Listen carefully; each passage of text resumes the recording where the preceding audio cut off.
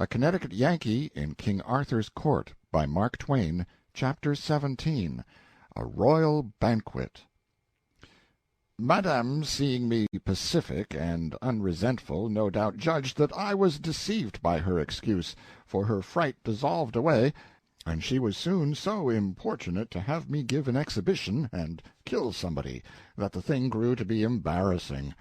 However, to my relief, she was presently interrupted by the call to prayers. I will say this much for the nobility, that tyrannical, murderous, rapacious, and morally rotten as they were deeply and enthusiastically religious. Nothing could divert them from the regular and faithful performance of the pieties enjoined by the Church. More than once I had seen a noble who had gotten his enemy at a disadvantage stop to pray before cutting his throat. More than once I had seen a noble, after ambushing and dispatching his enemy, retire to the nearest wayside shrine and humbly give thanks, without even waiting to rob the body.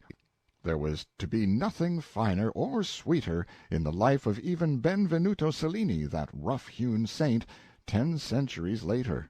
All the nobles of Britain with their families attended divine service morning and night, daily, in their private chapels, and even the worst of them had family worship 5 or 6 times a day besides. The credit of this belonged entirely to the Church. Although I was no friend of that Catholic Church, I was obliged to admit this, and often, in spite of me, I found myself saying, "What would this country be without the Church?"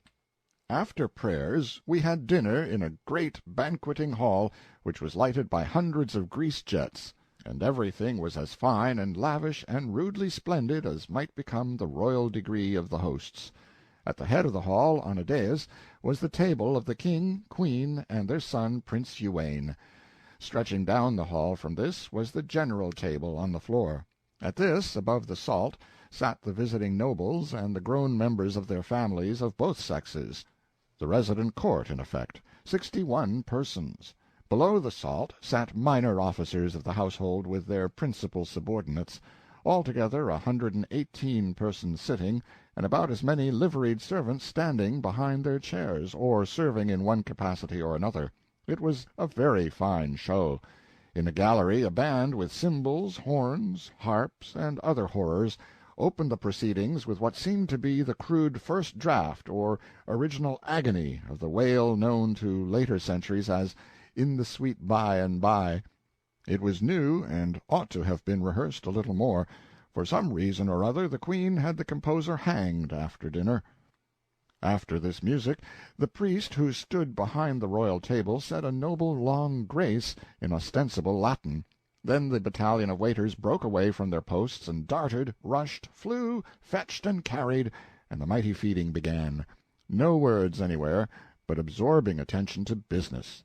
The rows of chops opened and shut in vast unison, and the sound of it was like to the muffled burr of subterranean machinery. The havoc continued an hour and a half, and unimaginable was the destruction of substantials. Of the chief feature of the feast, the huge wild boar that lay stretched out so portly and imposing at the start, nothing was left but the semblance of a hoop-skirt, and he was but the type and symbol of what had happened to all the other dishes. With the pastries and so on, the heavy drinking began, and the talk.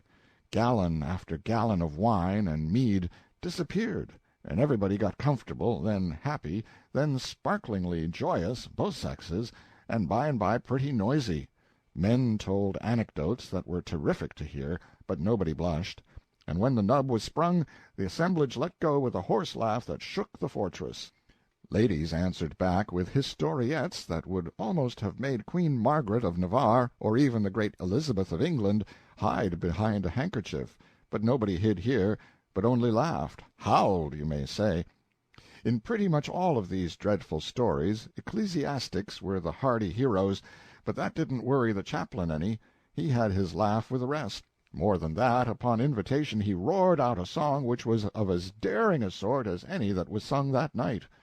By midnight everybody was fagged out, and sore with laughing, and, as a rule, drunk, some weepingly, some affectionately, some hilariously, some quarrelsomely, some dead and under the table. Of the ladies, the worst spectacle was a lovely young duchess whose wedding eve this was, and indeed she was a spectacle, sure enough. Just as she was, she could have sat in advance for the portrait of the young daughter of the Regent d'Orleans at the famous dinner whence she was carried, foul-mouthed, intoxicated, and helpless to her bed in the lost and lamented days of the Ancien Régime. Suddenly, even while the priest was lifting his hands, and all conscious heads were bowed in reverent expectation of the coming blessing, there appeared under the arch of the far-off door at the bottom of the hall an old and bent and white-haired lady, leaning upon a crutch-stick, and she lifted the stick and pointed it toward the Queen, and cried out, "The wrath and curse of God fall upon you, woman without pity, who have slain mine innocent grandchild, and made desolate this old heart that had nor chick, nor friend, nor stay, nor comfort in all this world but him." Everybody crossed himself in a grisly fright, for a curse was an awful thing to those people. But the Queen rose up majestic, with the death-light in her eye, and flung back this ruthless command, "Lay hands on her! To the stake with her!" The guards left their posts to obey. It was a shame. It was a cruel thing to see. What could be done? Sandy gave me a look. I knew she had another inspiration. I said, "Do what you choose." She was up and facing toward the Queen in a moment. She indicated me, and said, "Madam, he saith this may not be. Recall the commandment, or he will dissolve the castle, and it shall vanish away like the unstable fabric of a dream." Confound it, what a crazy contract to pledge a person to! What if the Queen— But my consternation subsided there, and my panic passed off, for the Queen, all in a collapse, made no show of resistance, but gave a countermanding sign, and sunk into her seat. When she reached it she was sober. So were many of the others. The assemblage rose, whiffed ceremony to the winds, and rushed for the door like a mob, overturning chairs, smashing crockery, tugging, struggling, shouldering, crowding, anything to get out before I should change my mind and puff the castle into the measureless dim vacancies of space. Well, well, well, they were a superstitious lot. It is all a body can do to conceive of it. The poor Queen was so scared and humbled that she was even afraid to hang the composer without first consulting me. I was very sorry for her, indeed any one would have been, for she was really suffering. So I was willing to do anything that was reasonable, and had no desire to carry things to wanton extremities. I therefore considered the matter thoughtfully, and ended by having the musicians ordered into our presence to play that Sweet By and By again, which they did. Then I saw that she was right, and gave her permission to hang the whole band. This little relaxation of sternness had a good effect upon the Queen. A statesman gains little by the arbitrary exercise of iron-clad authority upon all occasions that offer, for this wounds the just pride of his subordinates, and thus tends to undermine his strength. A little concession now and then, where it can do no harm, is the wiser policy. Now that the Queen was at ease in her mind once more, and measurably happy, her wine naturally began to assert itself again, and it got a little the start of her. I mean, it set her music going, her silver bell of a tongue. Dear me, she was a master talker. It would not become me to suggest that it was pretty late, and that I was a tired man and very sleepy. I wished I had gone off to bed when I had the chance. Now I must stick it out. There was no other way. So she tinkled along and along, in the otherwise profound and ghostly hush of the sleeping castle, until by and by there came, as if from deep down under us, a far-away sound, as of a muffled shriek, with an expression of agony about it that made my flesh crawl. The Queen stopped, and her eyes lighted with pleasure. She tilted her graceful head as a bird does when it listens. The sound bored its way up through the stillness again. "What is it?" I said. "It is truly a stubborn soul, and endureth long. It is many hours now." "Endureth what?" "The rack. Come, ye shall see a blithe sight. An he yield not his secret now, ye shall see him torn asunder." What a silky smooth hellion she was, and so composed and serene, when the cords all down my legs were hurting in sympathy with that man's pain. Conducted by mailed guards bearing flaring torches, We tramped along echoing corridors and down stone stairways dank and dripping, and smelling of mold and ages of imprisoned night. A chill, uncanny journey, and a long one, and not made the shorter or the cheerier by the sorceress's talk, which was about this sufferer and his crime. He had been accused by an anonymous informer of having killed a stag in the royal preserves. I said, "Anonymous testimony isn't just the right thing, your Highness. It were fairer to confront the accused with the accuser." "I had not thought of that, it being but of small consequence. But an I would, I could not, for that the accuser came masked by night and told the forester, and straightway got him hence again, and so the forester knoweth him not."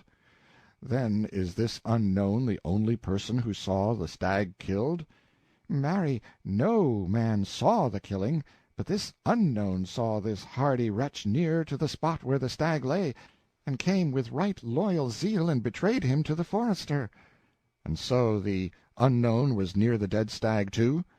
Isn't it just possible that he did the killing himself? His loyal zeal, in a mask, looks just a shade suspicious. But what is your Highness's idea for racking the prisoner? Where is the profit?" "He will not confess else, and then were his soul lost. For his crime his life is forfeited by the law, and of a surety will I see that he payeth it. But it were peril to my own soul to let him die unconfessed and unabsolved. Nay, I were a fool to fling me into hell for his accommodation." "But, your Highness, suppose he has nothing to confess?" "As to that we shall see anon. An I rack him to death, and he confess not, it will peradventure show that he had indeed naught to confess. Ye will grant that that is sooth? Then shall I not be damned for an unconfessed man that had naught to confess, wherefore I shall be safe." It was the stubborn unreasoning of the time. It was useless to argue with her.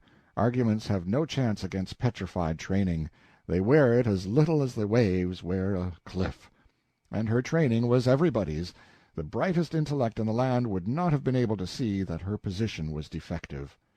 As we entered the rack cell I caught a picture that will not go from me. I wish it would. A native young giant of 30 or thereabouts lay stretched upon the frame on his back, with his wrists and ankles tied to ropes which led over windlasses at either end. There was no color in him, his features were contorted and set, and sweat drops stood upon his forehead. A priest bent over him on each side. The executioner stood by. Guards were on duty. Smoking torches stood in sockets along the walls. In a corner crouched a poor young creature, her face drawn with anguish, a half wild and hunted look in her eyes, and in her lap lay a little child asleep. Just as we stepped across the threshold, the executioner gave his machine a slight turn, which wrung a cry from both the prisoner and the woman. But I shouted, and the executioner released the strain without waiting to see who spoke. I could not let this horror go on. It would have killed me to see it. I asked the Queen to let me clear the place and speak to the prisoner privately. And when she was going to object, I spoke in a low voice, and said I did not want to make a scene before her servants, but I must have my way, for I was King Arthur's representative, and was speaking in his name. She saw she had to yield. I asked her to endorse me to these people, and then leave me. It was not pleasant for her, but she took the pill, and even went further than I was meaning to require. I only wanted the backing of her own authority, but she said, "Ye will do in all things as this lord shall command. It is the boss." It was certainly a good word to conjure with. You could see it by the squirming of these rats. The Queen's guards fell into line, and she and they marched away with their torch-bearers, and woke the echoes of the cavernous tunnels with the measured beat of their retreating footfalls. I had the prisoner taken from the rack and placed upon his bed, and medicaments applied to his hurts, and wine given him to drink. The woman crept near and looked on, eagerly, lovingly, but timorously, like one who fears a repulse. Indeed, she tried furtively to touch the man's forehead, and jumped back, the picture of fright, when I turned unconsciously toward her. It was pitiful to see. "Lord," I said, "stroke him, lass, if you want to. Do anything you're a mind to. Don't mind me." Why, her eyes were as grateful as an animal's when you do it a kindness that it understands. The baby was out of her way, and she had her cheek against the man's in a minute, and her hands fondling his hair, and her happy tears running down. The man revived and caressed his wife with his eyes, which was all he could do. I judged I might clear the den now, and I did, cleared it of all but the family and myself, and then I said, "Now, my friend, tell me your side of this matter. I know the other side." The man moved his head in a sign of refusal, but the woman looked pleased, as it seemed to me, pleased with my suggestion. I went on, "You know of me?" "Yes, all do in Arthur's realms." "If my reputation has come to you right and straight, you should not be afraid to speak." The woman broke in, eagerly, "Ah, fair my lord, do thou persuade him. Thou canst and thou wilt, and he suffereth so, and it is for me, and how can I bear it? I would I might see him die, a sweet, swift death. Oh, my Hugo, I cannot bear this one." And she fell to sobbing and groveling about my feet, and still imploring what? The man's death? I could not quite get the bearings of the thing, but Hugo interrupted her and said, "Peace, ye wit not what ye ask. Shall I starve whom I love, to win a gentle death? I wend thou knewest me better." "Well," said I can't quite make this out. It is a puzzle. Now—" "Ah, dear my lord, an ye will but persuade him. Consider how these his tortures wound me. Oh, and he will not speak, whereas the healing, the solace that lie in a blessed swift death—" "What are you maundering about? He's going out from here a free man and whole. He's not going to die." The man's white face lit up, and the woman flung herself at me in a most surprising explosion of joy, and cried out, "He is saved, for it is the king's word by the mouth of the king's servant, Arthur, the king whose word is gold." "Well, then you do believe I can be trusted, after all. Why didn't you before?" "Who doubted? Not I, indeed, and not she." "Well, why wouldn't you tell me your story, then?" "Ye had made no promise, else had I been otherwise." I see. And yet I believe I don't quite see, after all. You stood the torture and refused to confess, which shows plain enough to even the dullest understanding that you had nothing to confess." "I, my lord? How so? It was I that killed the deer." "You did? Oh, dear, this is the most mixed-up business that ever—" "Dear lord, I begged him on my knees to confess, but—" "You did? It gets thicker and thicker. What did you want him to do that for?" "Sith it would bring him a quick death and save him all this cruel pain." "Well, yes, there is reason in that. But he didn't want the quick death." "He? Why, of a surety he did." "Well, then why in the world didn't he confess?" "Ah, sweet sir, and leave my wife and chick without bread and shelter?" "Oh, heart of gold, now I see it. The bitter law takes the convicted man's estate and beggars his widow and his orphans. They could torture you to death, but without conviction or confession they could not rob your wife and baby. You stood by them like a man, and you, true wife, and the woman that you are, you would have bought him release from torture at cost to yourself of slow starvation and death. Well, it humbles a body to think what your sex can do when it comes to self-sacrifice. I'll book you both for my colony. You'll like it there. It's a factory where I'm going to turn groping and grubbing automata into men."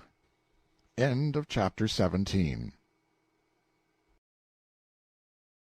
A Connecticut Yankee in King Arthur's Court, by Mark Twain. Chapter 18. In the Queen's Dungeons. Well, I arranged all that, and I had the man sent to his home. I had a great desire to rack the executioner, not because he was a good, painstaking, and pain-giving official, for surely it was not to his discredit that he performed his functions well, but to pay him back for wantonly cuffing and otherwise distressing that young woman. The priests told me about this, and were generously hot to have him punished. Something of this disagreeable sort was turning up every now and then. I mean, episodes that showed that not all priests were frauds and self-seekers, but that many, even the great majority of these that were down on the ground among the common people, were sincere and right-hearted, and devoted to the alleviation of human troubles and sufferings. Well, it was a thing which could not be helped, so I seldom fretted about it, and never many minutes at a time. It has never been my way to bother much about things which you can't cure. but I did not like it, for it was just the sort of thing to keep people reconciled to an established church.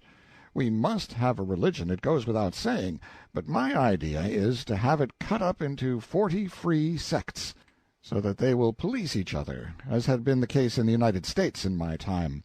Concentration of power in a political machine is bad, and an established church is only a political machine. It was invented for that. It is nursed, cradled, preserved for that.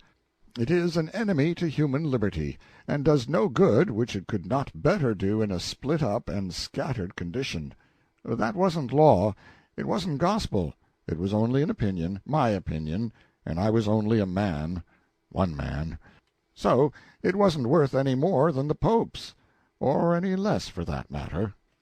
Well, I couldn't rack the executioner, neither would I overlook the just complaint of the priests. The man must be punished somehow or other, so I degraded him from his office and made him leader of the band, the new one that was to be started. He begged hard and said he couldn't play, a plausible excuse, but too thin. There wasn't a musician in the country that could. The Queen was a good deal outraged next morning when she found she was going to have neither Hugo's life nor his property, but I told her she must bear this cross, that while by law and custom she certainly was entitled to both the man's life and his property, there were extenuating circumstances, and so in Arthur the King's name I had pardoned him. The deer was ravaging the man's fields, and he had killed it in sudden passion and not for gain, and he had carried it into the royal forest in the hope that that might make detection of the misdoer impossible. Confound her, I couldn't make her see that sudden passion is an extenuating circumstance in the killing of venison or of a person, so I gave it up and let her sulk it out. I did think I was going to make her see it by remarking that her own sudden passion, in the case of the page, modified that crime. "Crime!" she exclaimed. "How thou talkest! Crime, forsooth! Man, I am going to pay for him." Oh, it was no use to waste sense on her. Training is everything. Training is all there is to a person. We speak of nature. It is folly. There is no such thing as nature. What we call by that misleading name is merely heredity and training. We have no thoughts of our own, no opinions of our own. They are transmitted to us, trained into us. All that is original in us, and therefore fairly creditable or discreditable to us, can be covered up and hidden by the point of a cambric needle, all the rest being atoms contributed by and inherited from a procession of ancestors that stretches back 1,000,000,000 years to the Adam clan, or grasshopper or monkey, from whom our race has been so tediously and ostentatiously and unprofitably developed. And as for me, all that I think about in this plodding sad pilgrimage, this pathetic drift between the eternities, is to look out and humbly live a pure and high and blameless life, and save that one microscopic atom in me that is truly me. The rest may land in Sheol, and welcome for all I care. No, confound her, her intellect was good, she had brains enough, but her training made her an ass, that is, from a many centuries later point of view. To kill the page was no crime, it was her right, and upon her right she stood, serenely and unconscious of offense. She was a result of generations of training in the unexamined and unassailed belief that the law which permitted her to kill a subject when she chose was a perfectly right and righteous one. Well, we must give even Satan his due.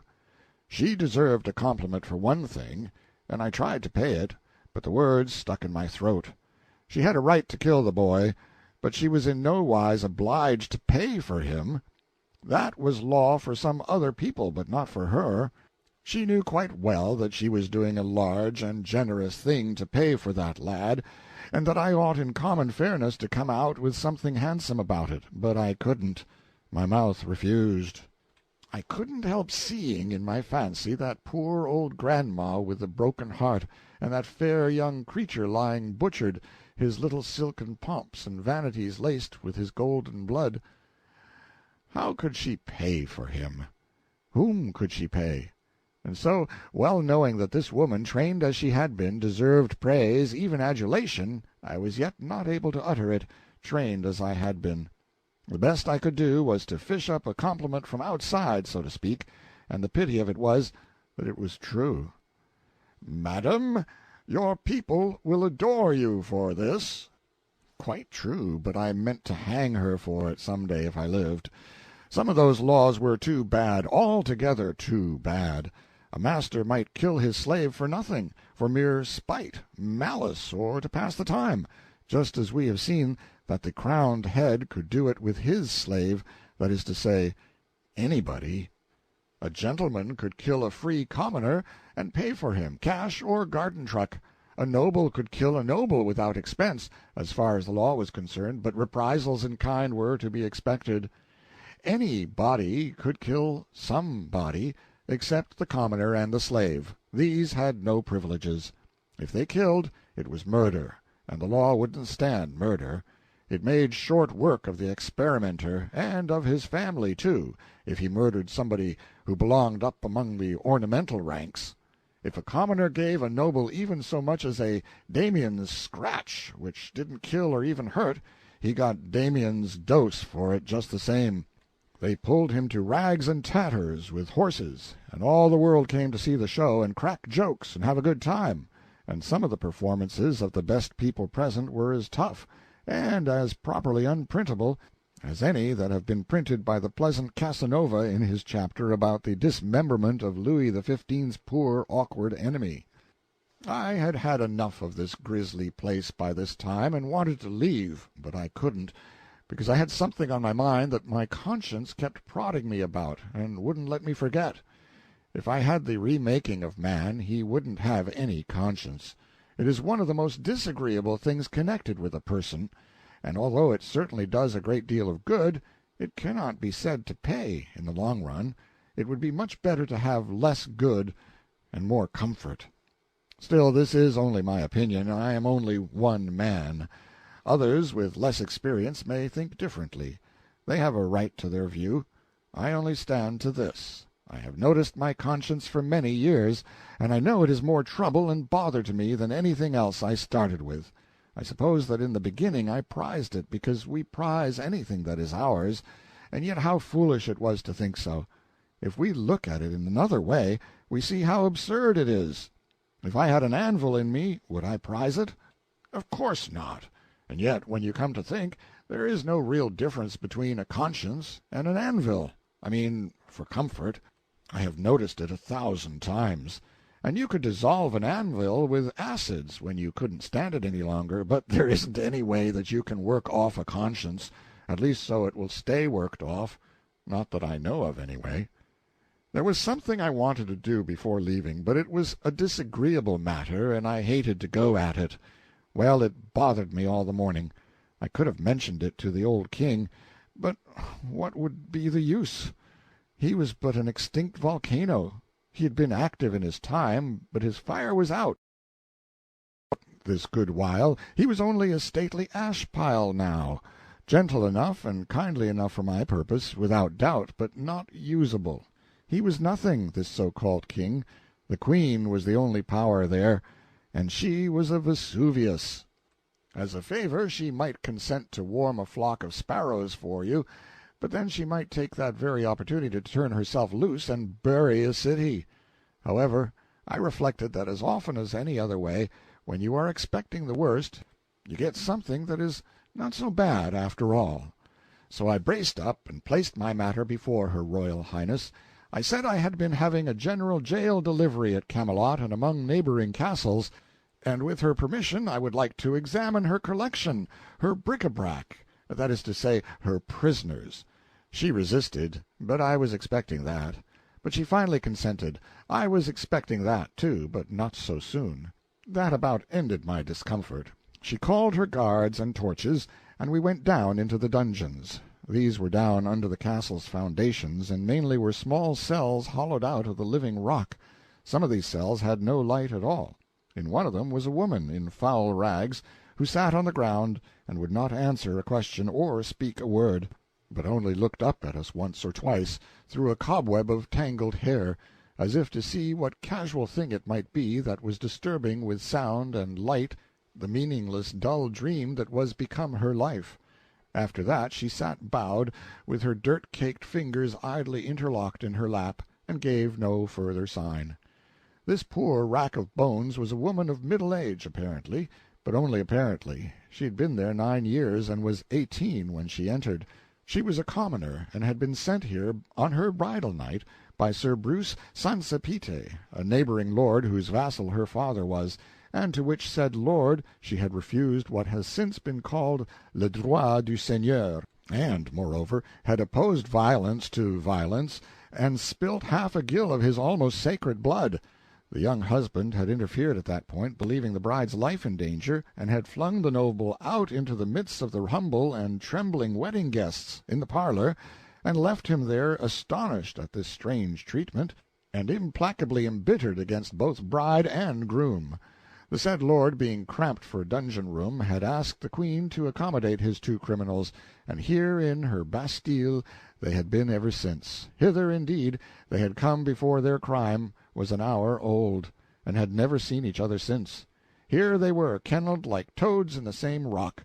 They had passed 9 pitch-dark years within 50 feet of each other, yet neither knew whether the other was alive or not.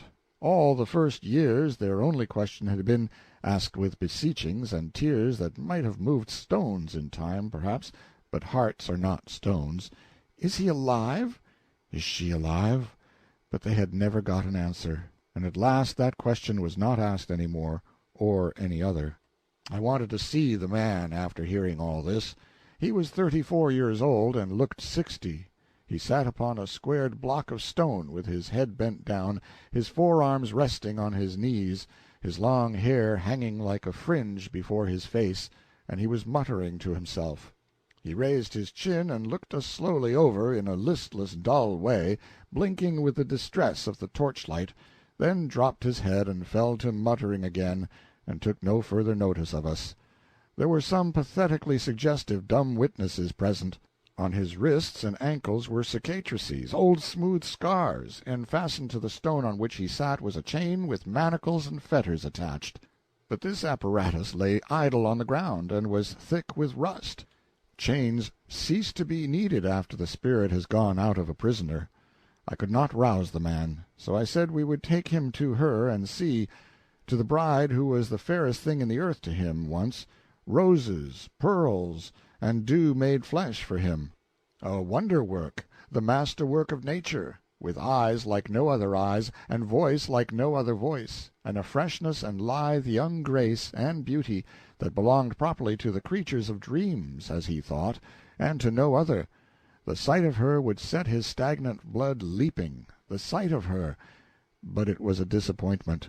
They sat together on the ground, and looked dimly wondering into each other's faces a while, with a sort of weak animal curiosity, then forgot each other's presence, and dropped their eyes, and you saw that they were away again, and wandering in some far land of dreams and shadows that we know nothing about. I had them taken out and sent to their friends.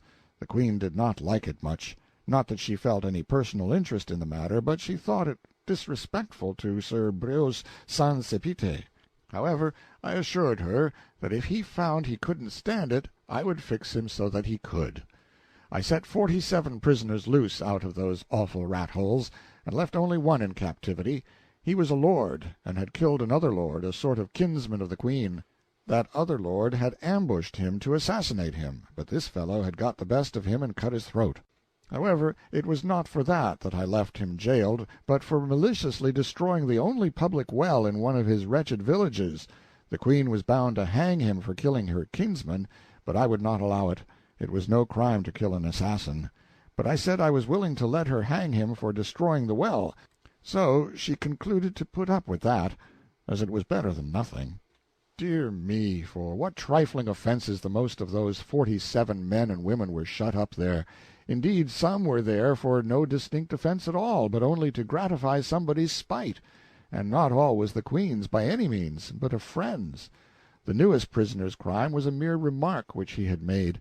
He said he believed that men were about all alike, and one man as good as another, barring clothes.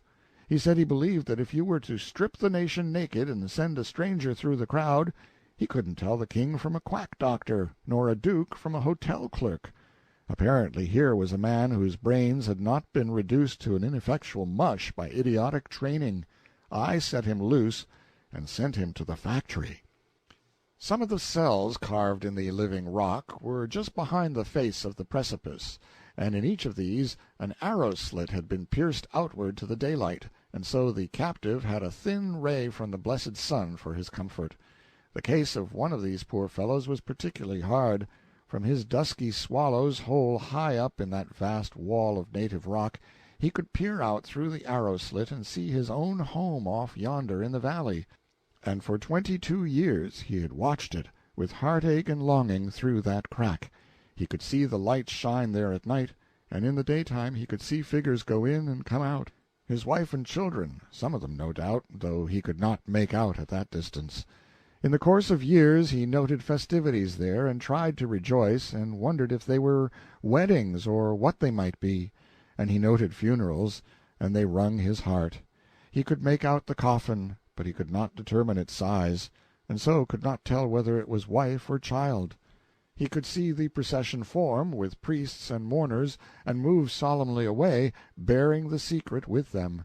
He had left behind him 5 children and a wife, and in 19 years he had seen 5 burials issue, and none of them humble enough in pomp to denote a servant. So he had lost 5 of his treasures.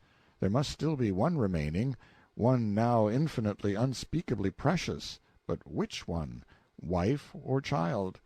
That was the question that tortured him by night and by day, asleep and awake. Well, to have an interest of some sort and a half a ray of light when you are in a dungeon is a great support to the body and preserver of the intellect. This man was in pretty good condition yet. By the time he had finished telling me his distressful tale, I was in the same state of mind that you would have been in yourself, if you have got average human curiosity. That is to say, I was as burning up as he was to find out which member of the family it was that was left. So I took him over home myself, and an amazing kind of surprise party it was, too.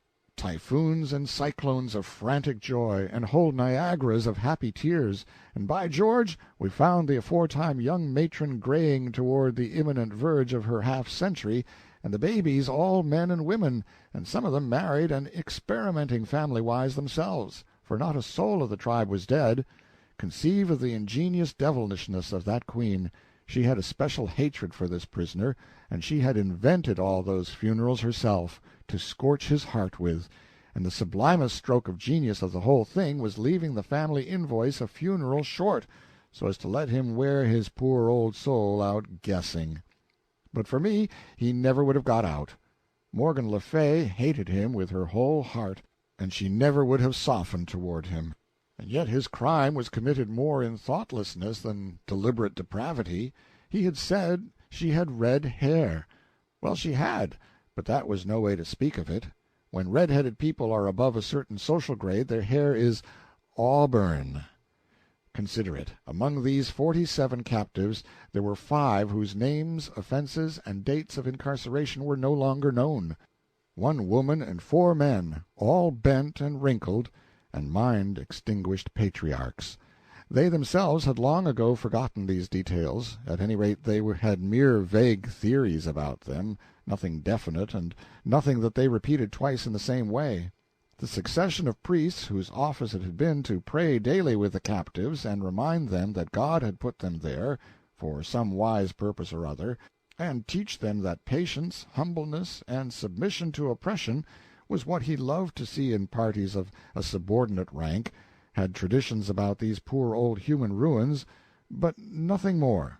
These traditions went but little way, for they concerned the length of the incarceration only, and not the names of the offenses. And even by the help of tradition, the only thing that could be proven was that none of the 5 had seen daylight for 35 years. How much longer this privation has lasted was not guessable. The king and the queen knew nothing about these poor creatures, except that they were heirlooms, assets inherited, along with the throne, from the former firm. Nothing of their history had been transmitted with their persons, and so the inheriting owners had considered them of no value, and had felt no interest in them. I said to the Queen, "Then why in the world didn't you set them free?" The question was a puzzler. She didn't know why she hadn't. The thing had never come up in her mind. So here she was, forecasting the veritable history of future prisoners of the Castle d'If without knowing it. It seemed plain to me now that, with her training, those inherited prisoners were merely property, nothing more, nothing less. Well, when we inherit property, it does not occur to us to throw it away, even when we do not value it. When I brought my procession of human bats up into the open world and the glare of the afternoon sun, previously blindfolding them in charity for eyes so long untortured by light, they were a spectacle to look at. Skeletons, scarecrows, goblins, pathetic frights every one, legitimatest possible children of monarchy by the grace of God and the established Church. I muttered absently, "I wish I could photograph them." You have seen that kind of people who will never let on that they don't know the meaning of a new big word. The more ignorant they are, the more pitifully certain they are to pretend you haven't shot over their heads. The Queen was just one of that sort, and was always making the stupidest blunders by reason of it. She hesitated a moment, then her face brightened up with sudden comprehension, and she said she would do it for me. I thought to myself, she? Why, what can she know about photography? But it was a poor time to be thinking. When I looked around, she was moving on the procession with an axe. Well, she certainly was a curious one, was Morgan Le Fay. I have seen a good many kinds of women in my time, but she laid over them all for variety. And how sharply characteristic of her this episode was. She had no more idea than a horse of how to photograph a procession, but being in doubt, it was just like her to try to do it with an axe. End of chapter 18. A Connecticut Yankee in King Arthur's Court, by Mark Twain. Chapter 19. Knight-errantry as a Trade. Sandy and I were on the road again next morning, bright and early. It was so good to open up one's lungs and take in whole luscious barrels full of the blessed God's untainted, dew-fashioned, woodland-scented air once more, after suffocating body and mind for 2 days and nights in the moral and physical stenches of that intolerable old buzzard-roost. I mean for me. Of course the place was all right and agreeable enough for Sandy, for she had been used to high life all her days. Poor girl, her jaws had had a wearisome rest now for a while, and I was expecting to get the consequences. I was right. But she had stood by me most helpfully in the castle, and had mightily supported and reinforced me with gigantic foolishnesses which were worth more for the occasion than wisdom double their size. So I thought she had earned a right to work her mill for a while, if she wanted to, and I felt not a pang when she started it up. "Now turn we unto Sir Marhaus, that rode with the damsel of 30 winter of age southward." Are you going to see if you can work up another half-stretch on the trail of the cowboys, Sandy? "Even so, fair my lord." Go ahead, then. I won't interrupt this time, if I can help it. Begin over again. Start fair, and shake out all your reefs, and I will load my pipe and give good attention. "Now turn we unto Sir Marhaus, that rode with the damsel of 30 winter of age southward. And so they came into a deep forest, and by fortune they were knighted, and rode along in a deep way, and at the last they came into a courtelage, where abode the Duke of South Marches, and there they asked harbour. And on the morn the Duke sent unto Sir Marhaus, and bade him make him ready. And so Sir Marhaus arose and armed him, and there was a mass sung afore him, and he brake his fast, and so mounted on horseback in the court of the castle, there they should do the battle. So there was the Duke already on horseback, clean armed, and his 6 sons by him, and every each had a spear in his hand, and so they encountered, whereas the Duke and his 2 sons brake their spears upon him, but Sir Marhaus held up his spear and touched none of them. Then came the 4 sons by couples, and 2 of them brake their spears, and so did the other 2, and all this while Sir Marhaus touched them not. Then Sir Marhaus ran to the Duke, and smote him with his spear that horse and man fell to the earth, and so he served his sons. And then Sir Marhaus alight down, and bade the Duke yield him, or else he would slay him. And then some of his sons recovered, and would have set upon Sir Marhaus. Then Sir Marhaus said to the Duke, Cease thy sons, or else I will do the uttermost to you all. When the Duke saw he might not escape the death, he cried to his sons, and charged them to yield them to Sir Marhaus. And they kneeled all down, and put the pommels of their swords to the knight, and so he received them. And then they holp up their father, and so by their common assent promised unto Sir Marhaus never to be foes unto King Arthur. And thereupon at Whitsuntide after, to come he and his sons, and put them in the king's grace. [Footnote: The story is borrowed, language and all, from the Morte d'Arthur. M.T.] Even so standeth the history, fair Sir Boss. Now ye shall wit that that very Duke and his 6 sons are they whom but few days past you also did overcome and send to Arthur's court. Why, Sandy, you can't mean it. And I speak not sooth, let it be the worse for me. Well, well, well, now who would ever have thought it? 1 whole duke and 6 dukelets. Why, Sandy, it was an elegant haul. Knight-errantry is a most chuckle-headed trade, and it is tedious hard work, too, but I begin to see that there is money in it, after all, if you have luck. Not that I would ever engage in it as a business, for I wouldn't. No sound and legitimate business can be established on a basis of speculation. A successful whirl in the knight-errantry line, now, what is it when you blow away the nonsense and come down to the cold facts? It's just a corner in pork, that's all, and you can't make anything else out of it.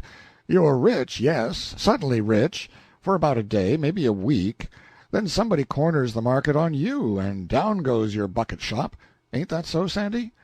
Whithersoever it be that my mind miscarrieth, bewraying simple language in such sort that the words do seem to come endlong and overthwart.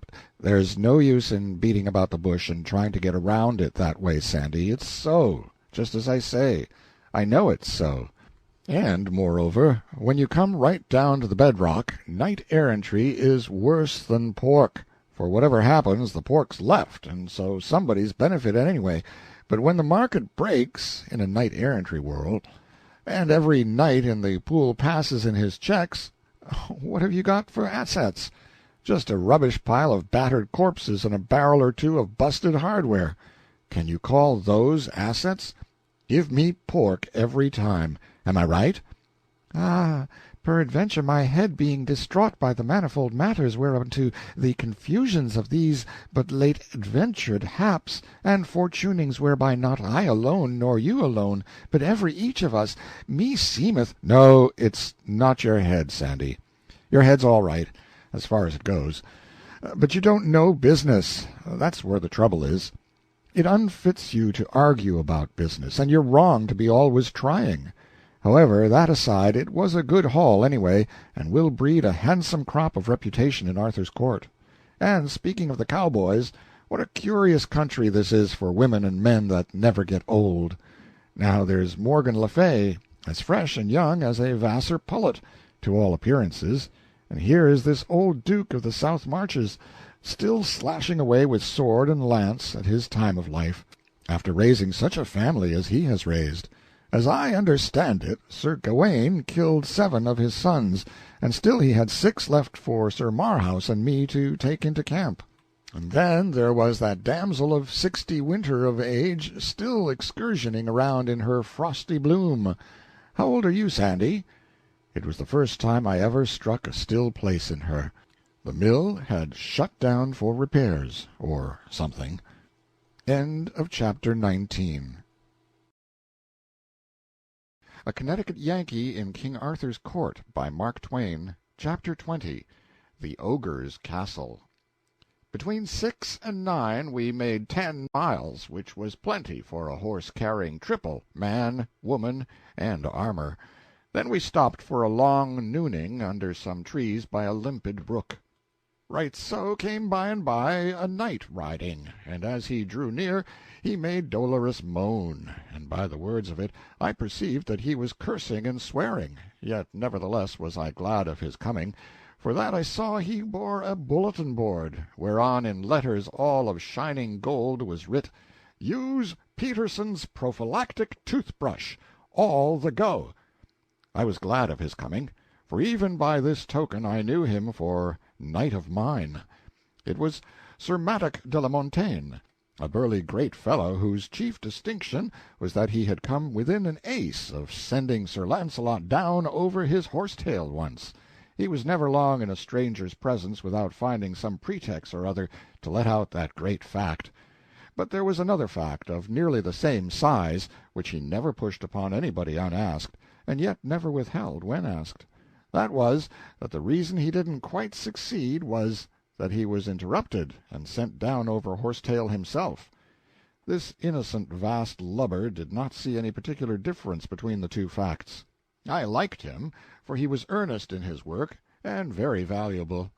And he was so fine to look at, with his broad mailed shoulders, and the grand leonine set of his plumed head, and his big shield, with its quaint device of a gauntleted hand clutching a prophylactic toothbrush, with motto, "Try no you don't." This was a tooth-wash that I was introducing. He was a weary, he said, and indeed he looked it, but he would not alight. He said he was after the stove-polish man, and with this he broke out cursing and swearing anew. The bulletin-boarder referred to was Sir Ossace of Surluse, a brave knight, and of considerable celebrity, on account of his having tried conclusions in a tournament once with no less a mogul than Sir Gaheris himself, although not successfully. He was of a light and laughing disposition, and to him nothing in this world was serious. It was for this reason that I had chosen him to work up a stove-polish sentiment. There were no stoves yet, and so there could be nothing serious about stove-polish. All that the agent needed to do was to deftly and by degrees prepare the public for the great change, and have them established in predilections toward neatness against the time when the stove should appear upon the stage. Sir Madok was very bitter, and brake out anew with cursings. He said he had cursed his soul to rags, and yet he would not get down from his horse, neither would he take any rest, or listen to any comfort, until he should have found Sir Ossace and settled this account. It appeared, by what I could piece together of the unprofane fragments of his statement, that he had chanced upon Sir Ossace at dawn of the morning, and been told that if he would make a short cut across the fields and swamps and broken hills and glades, he could head off a company of travelers who would be rare customers for prophylactics and tooth-wash. With characteristic zeal, Sir Madok had plunged away at once upon this quest, and after 3 hours of awful cross-lot riding had overhauled his game, and behold it was the 5 patriarchs that had been released from the dungeons the evening before. Poor old creatures, it was all of 20 years since any one of them had known what it was to be equipped with any remaining snag or remnant of a tooth. "Blank, blank, blank him," said Sir Madok, "and I do not stove-polish him, and I may find him, leave it to me. For never no knight that hight Ossace, or aught else, may do me this disservice, and bide on live, and I may find him, the which I have thereunto sworn a great oath this day." And with these words and others he lightly took his spear and gat him thence. In the middle of the afternoon we came upon one of those very patriarchs ourselves, in the edge of a poor village. He was basking in the love of relatives and friends whom he had not seen for 50 years, and about him and caressing him were also descendants of his own body whom he had never seen at all till now, but to him these were all strangers. His memory was gone, his mind was stagnant. It seemed incredible that a man could outlast half a century shut up in a dark hole like a rat, but here were his old wife and some old comrades to testify to it. They could remember him as he was in the freshness and strength of his young manhood, when he kissed his child and delivered it to its mother's hand and went away into that long oblivion. The people at the castle could not tell within half a generation the length of time the man had been shut up there for his unrecorded and forgotten offense. But this old wife knew, and so did her old child, who stood there among her married sons and daughters, trying to realize a father who had been to her a name, a thought, a formless image, a tradition, all her life, and now was suddenly concreted into actual flesh and blood and set before her face. It was a curious situation. Yet it is not on that account that I have made room for it here, but on account of a thing which seemed to me still more curious, to wit, that this dreadful matter brought from these downtrodden people no outburst of rage against these oppressors. They had been heritors and subjects of cruelty and outrage so long that nothing could have startled them but a kindness. Yes, here was a curious revelation indeed of the depth to which this people had been sunk in slavery. Their entire being was reduced to a monotonous dead level of patience, resignation, dumb, uncomplaining acceptance of whatever might befall them in this life. Their very imagination was dead. When you can say that of a man, he has struck bottom, I reckon. There is no lower deep for him. I rather wished I had gone some other road. This was not the sort of experience for a statesman to encounter who was planning out a peaceful revolution in his mind. For it could not help bringing up the unget-aroundable fact that, all gentle cant and philosophizing to the contrary notwithstanding, no people in the world ever did achieve their freedom by goody-goody talk and moral suasion, it being immutable law that all revolutions that will succeed must begin in blood, whatever may answer afterward. If history teaches anything, it teaches that. What this folk needed then was a reign of terror and a guillotine, and I was the wrong man for them. 2 days later, toward noon, Sandy began to show signs of excitement and feverish expectancy. She said we were approaching the ogre's castle. I was surprised into an uncomfortable shock. The object of our quest had gradually dropped out of my mind. This sudden resurrection of it made it seem quite a real and startling thing for a moment, and roused up in me a smart interest. Sandy's excitement increased every moment, and so did mine, for that sort of thing is catching. My heart got to thumping.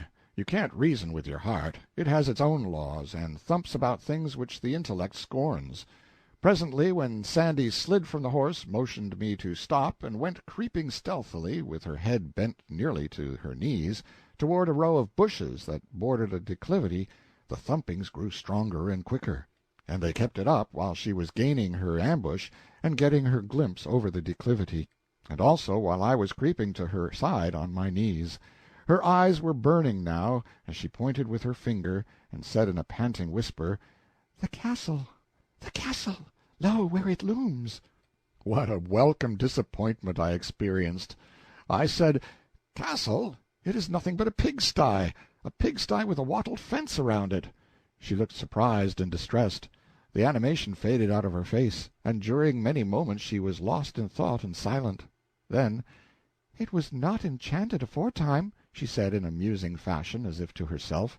"And how strange is this marvel, and how awful, that to the one perception it is enchanted and dight in a base and shameful aspect, yet to the perception of the other it is not enchanted, hath suffered no change, but stands firm and stately still, girt with its moat and waving its banners in the blue air from its towers. And God shield us, how it pricks the heart to see again these gracious captives, and the sorrow deepened in their sweet faces. We have tarried along, and are to blame." I saw my cue. The castle was enchanted to me, not to her. It would be wasted time to try to argue her out of her delusion. It couldn't be done. I must just humor it. So I said, "This is a common case, the enchanting of a thing to one eye and leaving it in its proper form to another. You have heard of it before, Sandy, though you haven't happened to experience it, but no harm is done. In fact, it is lucky the way it is. If these ladies were hogs to everybody and to themselves, it would be necessary to break the enchantment, and that might be impossible if one failed to find out the particular process of the enchantment, and hazardous, too, for in attempting a disenchantment without the true key, you are liable to err, and turn your hogs into dogs, and the dogs into cats, and the cats into rats, and so on, and then by reducing your materials to nothing finally, or to an odorless gas which you can't follow, which of course amounts to the same thing. But here, by good luck, no one's eyes but mine are under the enchantment, and so it is of no consequence to dissolve it. These ladies remain ladies to you, and to themselves, and to everybody else, and at the same time they will suffer in no way from my delusion, for when I know that an ostensible hog is a lady, that is enough for me. I know how to treat her."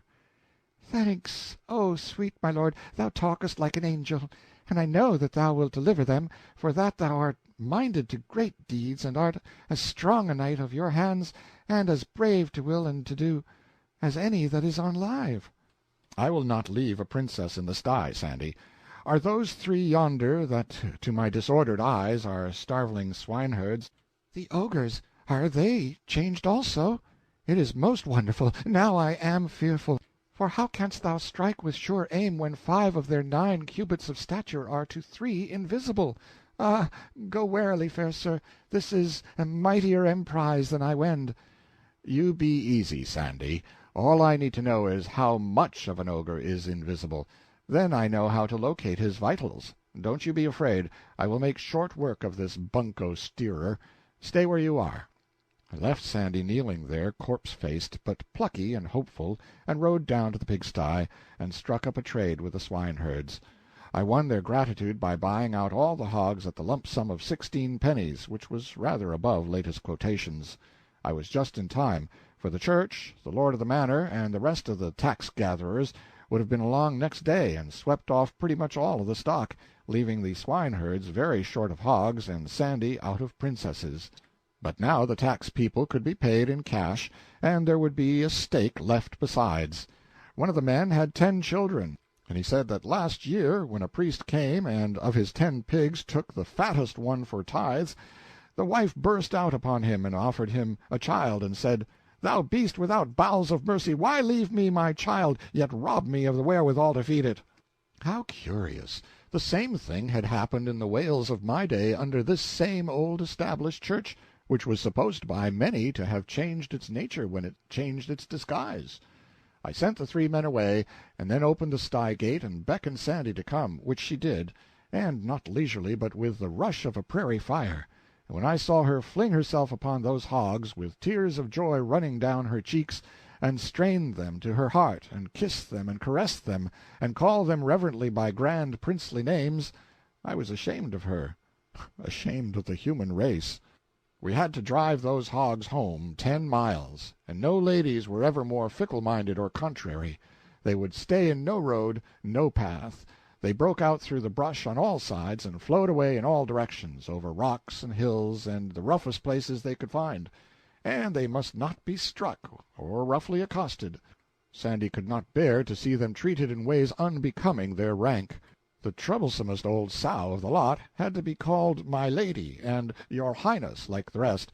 It is annoying and difficult to scour around after hogs in armor.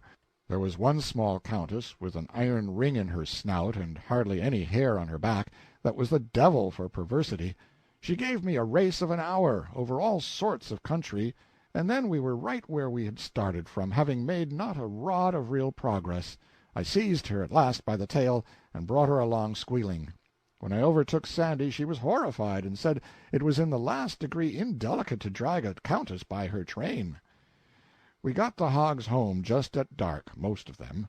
The Princess Nerovens de Morganore was missing, and 2 of her ladies in waiting, namely Miss Angela Bohun and the Demoiselle Elaine de Courtemains, the former of these 2 being a young black sow with a white star in her forehead, and the latter a brown one with thin legs and a slight limp in the forward shank on the starboard side, a couple of the tryingest blisters to drive that I ever saw.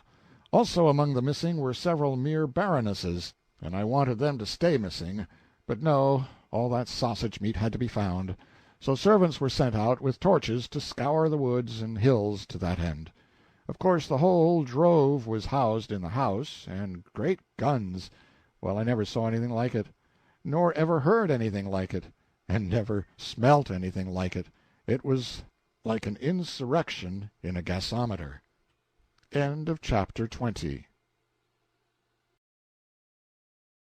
A Connecticut Yankee in King Arthur's Court, by Mark Twain. Chapter 21. The Pilgrims. When I did get to bed at last I was unspeakably tired.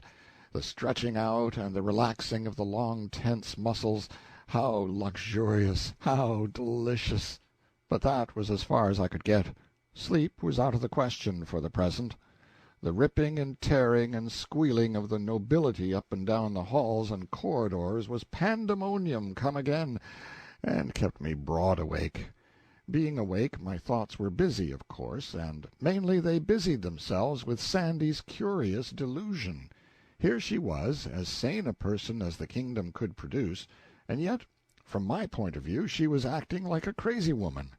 My land, the power of training, of influence, of education! It can bring a body up to believe anything. I had to put myself in Sandy's place to realize that she was not a lunatic. Yes, and put her in mine to demonstrate how easy it is to seem a lunatic to a person who has not been taught as you have been taught. If I had told Sandy I had seen a wagon, uninfluenced by enchantment, spin along 50 miles an hour, had seen a man, unequipped with magic powers, get into a basket and soar out of sight among the clouds, and had listened, without any necromancer's help, to the conversation of a person who was several hundred miles away, Sandy would not merely have supposed me to be crazy, she would have thought she knew it. Everybody around her believed in enchantments. Nobody had any doubts. To doubt that a castle could be turned into a sty, and its occupants into hogs, would have been the same as my doubting among Connecticut people the actuality of the telephone and its wonders, and in both cases would be absolute proof of a diseased mind, an unsettled reason. Yes, Sandy was sane. That must be admitted.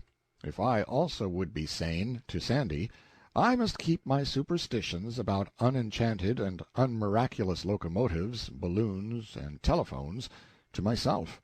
Also, I believed that the world was not flat, and hadn't pillars under it to support it, nor a canopy over it to turn off a universe of water that occupied all space above.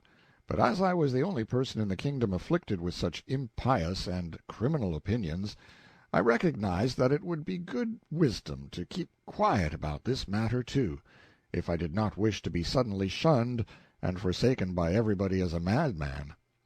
The next morning Sandy assembled the swine in the dining-room and gave them their breakfast, waiting upon them personally, and manifesting in every way the deep reverence which the natives of her island, ancient and modern, have always felt for rank, let its outward casket and the mental and moral contents be what they may. I could have eaten with the hogs if I had had birth approaching my lofty official rank, but I hadn't, and so accepted the unavoidable slight and made no complaint. Sandy and I had our breakfast at the second table. The family were not at home. I said, "How many are in the family, Sandy, and where do they keep themselves?" "Family?" "Yes." "Which family, good my lord?" "Why, this family, your own family." "Sooth to say, I understand you not. I have no family." "No family? Why, Sandy, isn't this your home?"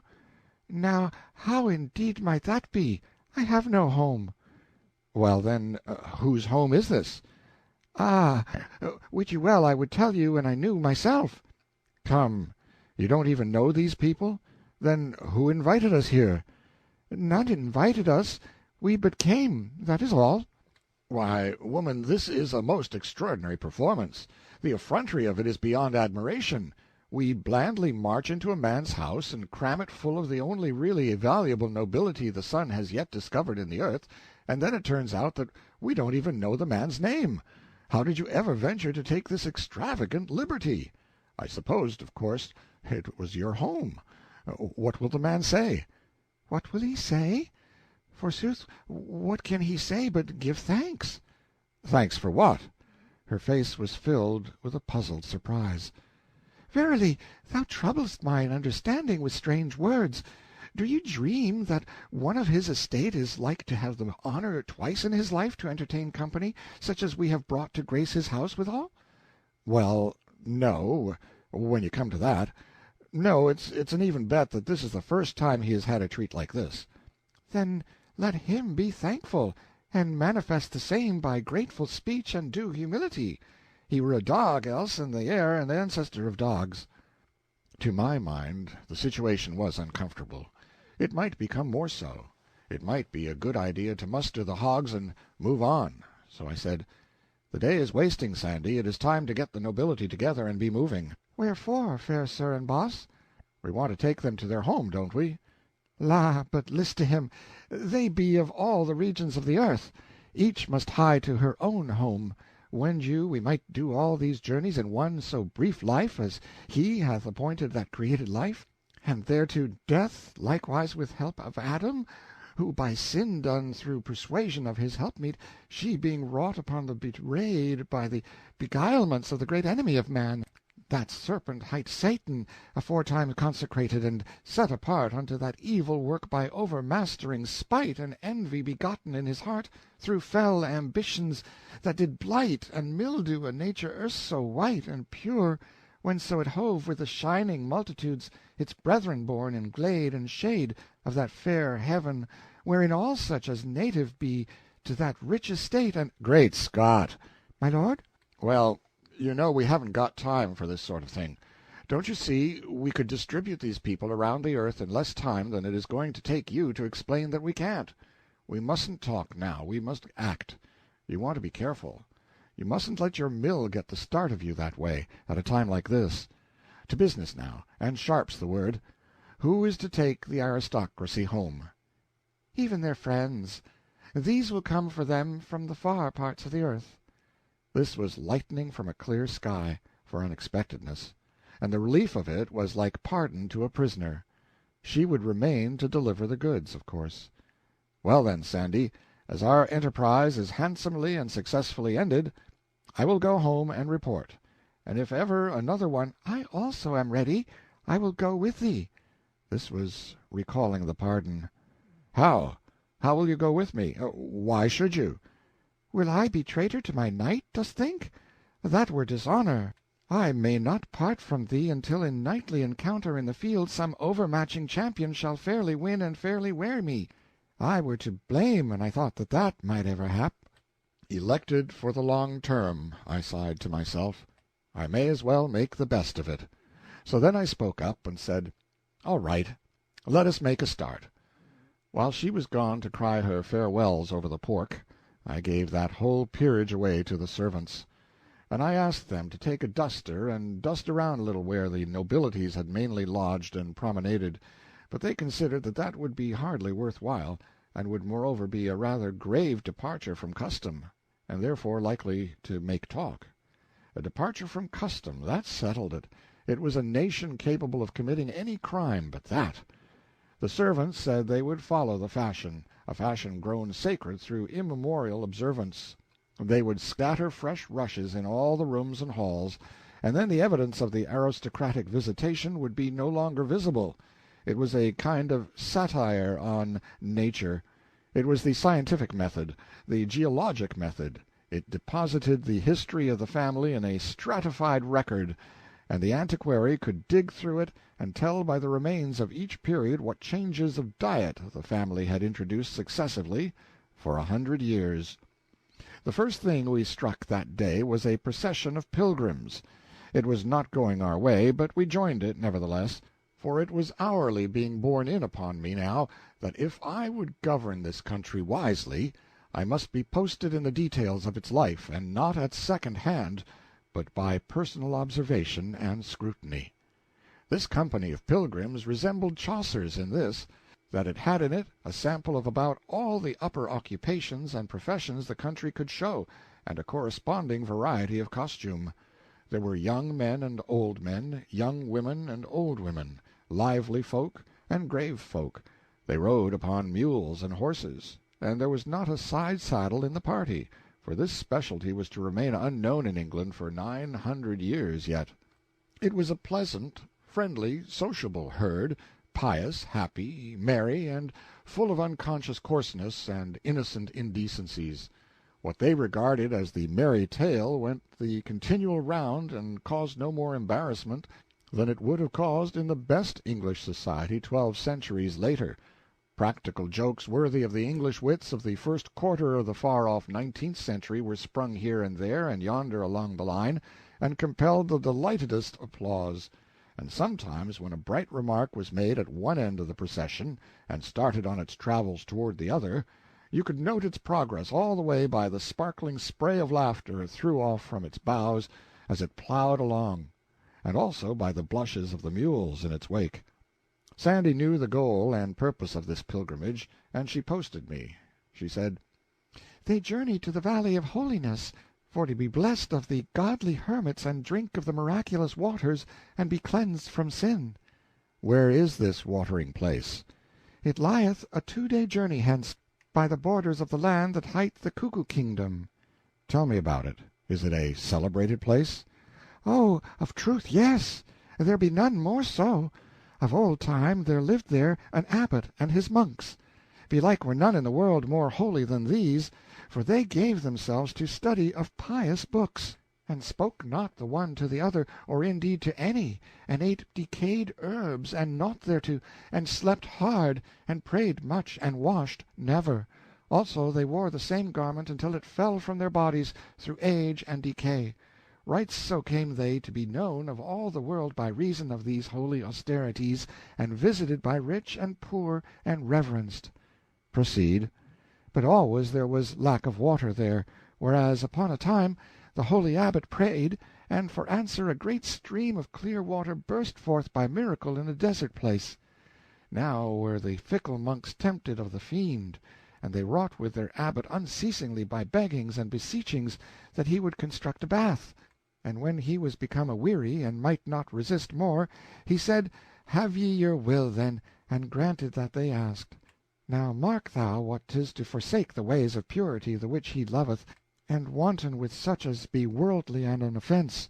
These monks did enter into the bath, and come thence washed as white as snow, and lo, in that moment his sign appeared in miraculous rebuke, for his insulted waters ceased to flow, and utterly vanished away." "They fared mildly, Sandy, considering how that kind of crime is regarded in this country." "Belike, but it was their first sin, and they had been of perfect life for long, and differing in naught from the angels.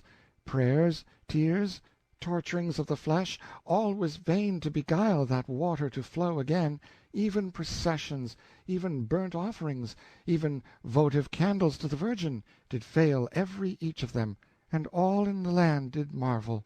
How odd to find that even this industry has its financial panics, and at times sees its assignats and greenbacks languish to zero, and everything come to a standstill. Go on, Sandy.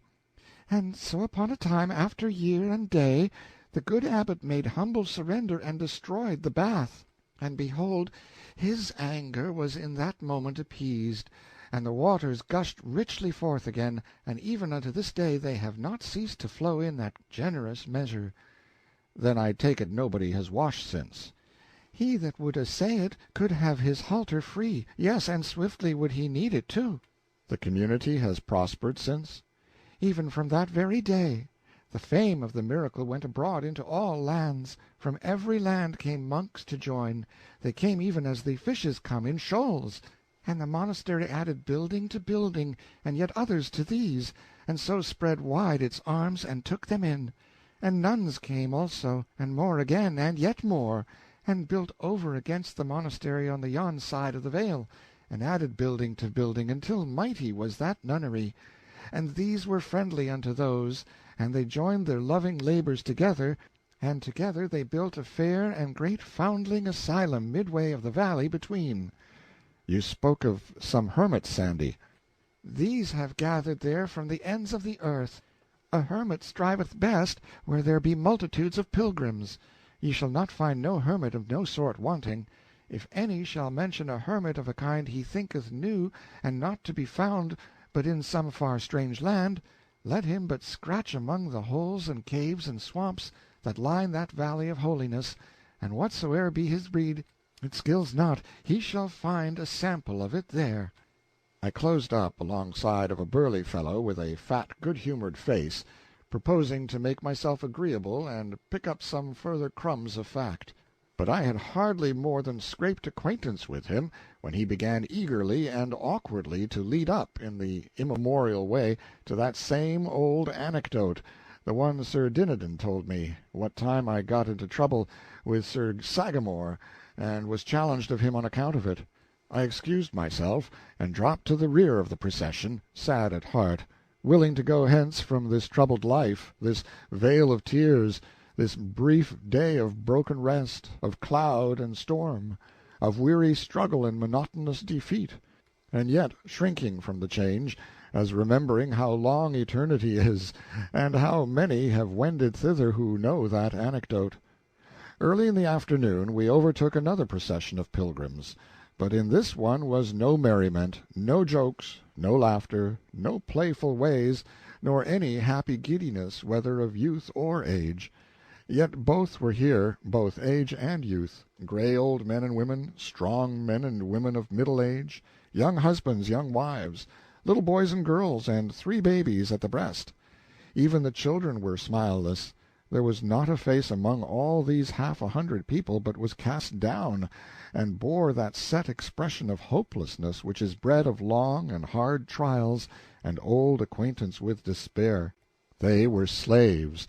Chains led from their fettered feet and their manacled hands to a sole-leather belt about their waists, and all except the children were also linked together in a file 6 feet apart by a single chain which led from collar to collar all down the line. They were on foot, and had tramped 300 miles in 18 days, upon the cheapest odds and ends of food, and stingy rations of that. They had slept in these chains every night, bundled together like swine. They had upon their bodies some poor rags, but they could not be said to be clothed. Their irons had chafed the skin from their ankles, and made sores which were ulcerated and wormy. Their naked feet were torn, and none walked without a limp. Originally there had been 100 of these unfortunates, but about a half had been sold on the trip. The trader in charge of them rode a horse and carried a whip with a short handle and a long heavy lash divided into several knotted tails at the end. With this whip he cut the shoulders of any that tottered from weariness and pain, and straightened them up. He did not speak. The whip conveyed his desire without that. None of these poor creatures looked up as we rode along by. They showed no consciousness of our presence, and they made no sound but one. That was the dull and awful clank of their chains from end to end of the long file, as 43 burdened feet rose and fell in unison. The file moved in a cloud of its own making. All these faces were gray with a coating of dust. One has seen the like of this coating upon furniture in unoccupied houses, and has written his idle thought in it with his finger. I was reminded of this when I noticed the faces of some of those women, young mothers carrying babes that were near to death and freedom, how a something in their hearts was written in the dust upon their faces, plain to see, and Lord, how plain to read, for it was the track of tears. One of these young mothers was but a girl, and it hurt me to the heart to read that writing, and reflect that it was come up out of the breast of such a child, a breast that ought not to know trouble yet, but only the gladness of the morning of life. And no doubt she reeled just then, giddy with fatigue, and down came the lash and flicked a flake of skin from her naked shoulder. It stung me as if I'd been hit instead. The master halted the file and jumped from his horse. He stormed and swore at this girl, and said she had made annoyance enough with her laziness, and as this was the last chance he should have, he would settle the account now. She dropped on her knees and put up her hands, and began to beg and cry and implore in a passion of terror, but the master gave no attention. He snatched the child from her, and then made the men slaves who were chained before and behind her throw her on the ground and hold her there and expose her body. And then he laid on with his lash like a madman till her back was flayed, she shrieking and struggling the while piteously. One of the men who was holding her turned away his face, and for this humanity he was reviled and flogged. All our pilgrims looked on and commented on the expert way in which the whip was handled. They were too much hardened by lifelong everyday familiarity with slavery to notice that there was anything else in the exhibition that invited comment. This was what slavery could do, in the way of ossifying what one may call the superior lobe of human feeling, for these pilgrims were kind-hearted people, and they would not have allowed that man to treat a horse like that. I wanted to stop the whole thing and set the slaves free, but that would not do. I must not interfere too much and get myself a name for riding over the country's laws and the citizens' rights roughshod. If I lived and prospered, I would be the death of slavery. That I was resolved upon. But I would try to fix it so that when I became its executioner it should be by command of the nation. Just here was the wayside shop of a smith, and now arrived a landed proprietor who had bought this girl a few miles back, deliverable here where her irons could be taken off. They were removed. Then there was a squabble between the gentleman and the dealer as to which should pay the blacksmith. The moment the girl was delivered from her irons she flung herself, all tears and frantic sobbings, into the arms of the slave who had turned away his face when she was whipped. He strained her to his breast, and smothered her face and the child's with kisses, and washed them with a rain of his tears. I suspected. I inquired. Yes, I was right. It was husband and wife. They had to be torn apart by force. The girl had to be dragged away, and she struggled and fought and shrieked like one gone mad till a turn of the road hid her from sight, and even after that we could still make out the fading plaint of those receding shrieks. And the husband and father, with his wife and child gone, never to be seen by him again in life? Well, the look of him one might not bear at all, and so I turned away. But I knew I should never get his picture out of my mind again, and there it is to this day, to wring my heartstrings whenever I think of it. We put up at the inn in a village just at nightfall, and when I rose next morning and looked abroad, I was where a knight came riding in the golden glory of the new day, and recognized him for knight of mine, Sir Ozana le Cure Hardy. He was in the gentleman's furnishing line, and his missionarying specialty was plug hats. He was clothed all in steel, in the beautifulest armor of the time, up to where his helmet ought to have been, but he hadn't any helmet. He wore a shiny stovepipe hat, and was ridiculous a spectacle as one might want to see. It was another of my superstitious schemes for extinguishing knighthood by making it grotesque and absurd. Sir Ozana's saddle was hung about with leather hat-boxes, and every time he overcame a wandering knight, he swore him into my service and fitted him with a plug and made him wear it. I dressed and ran down to welcome Sir Ozana and get his news. "How is trade?" I asked. "Ye will note that I have but these 4 left. Yet were they 16 when as I got me from Camelot. Why, you have certainly done nobly, Sir Ozana. Where have you been foraging of late?" "I am but now come from the Valley of Holiness, please you, sir." "I am pointed for that place myself. Is there anything stirring in the monkery, more than common?" "By the mass, ye may not question it. Give him good feed, boy, and stint it not, an thou valuest thy crown. So get ye lightly to the stable, and do even as I bid. Sir, it is parlous news I bring, and be these pilgrims?" "Then ye may not do better, good folk, than gather and hear the tale I have to tell, sith it concerneth you, for as much as ye go to find that ye will not find, and seek that ye will seek in vain, my life being hostage for my word, and my word and message being these, namely, that a hap has happened, whereof the like has not been seen no more but once this 200 years, which was the first and last time that that said misfortune shrake the Holy Valley in that form by commandment of the Most High, whereto by reasons just and causes thereunto contributing, wherein the matter—" "The miraculous fount hath ceased to flow." This shout burst from 20 pilgrim mouths at once. "Ye say well, good people, I was verging to it, even when ye spake." "Has somebody been washing again?" "Nay, it is suspected, but none believe it. It is thought to be some other sin, but none wit what." "How are they feeling about the calamity?" "None may describe it in words. The fount is these 9 days dry.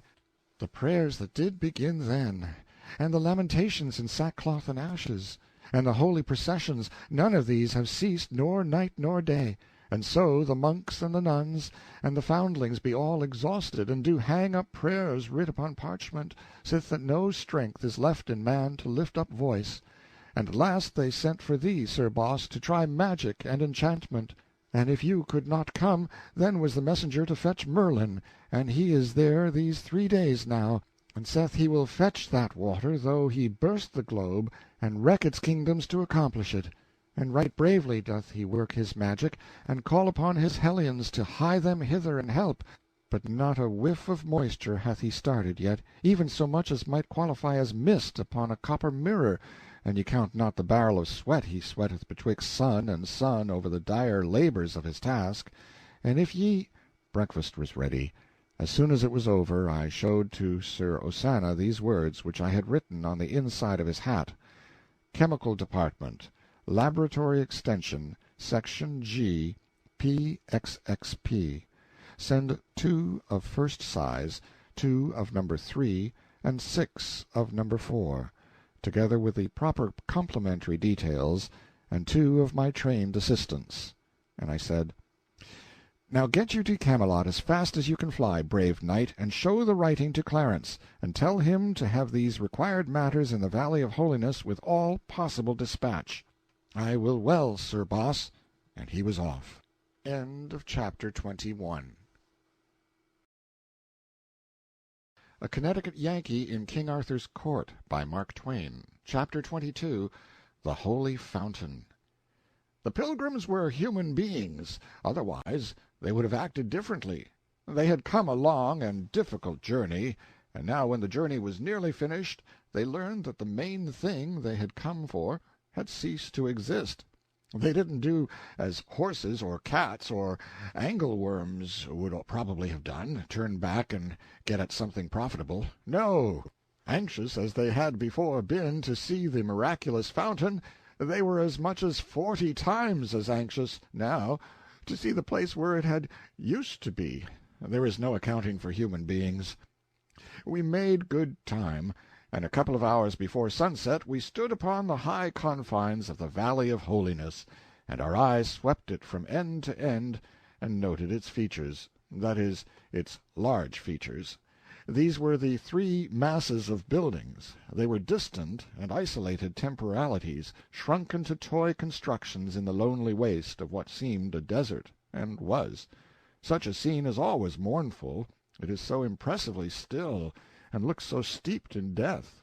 But there was a sound here which interrupted the stillness only to add to its mournfulness. This was the faint far sound of tolling bells which floated fitfully to us on the passing breeze, and so faintly, so softly, that we hardly knew whether we heard it with our ears or with our spirits.